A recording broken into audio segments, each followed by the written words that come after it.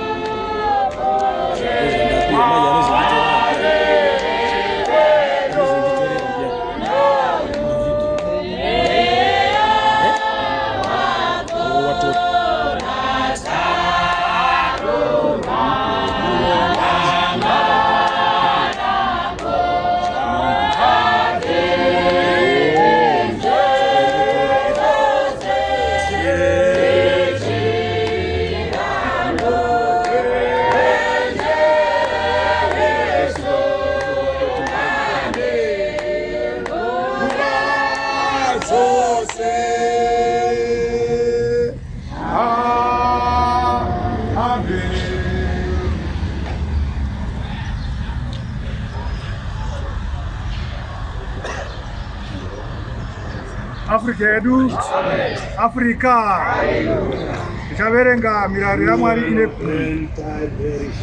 Exodus 20 kubva paverse 1 Zvino Mwari wakataura mashoko awo ose akati, ndini Jehovha Mwari wako akakubvisa munyika yeIjipita muimba yeuranda.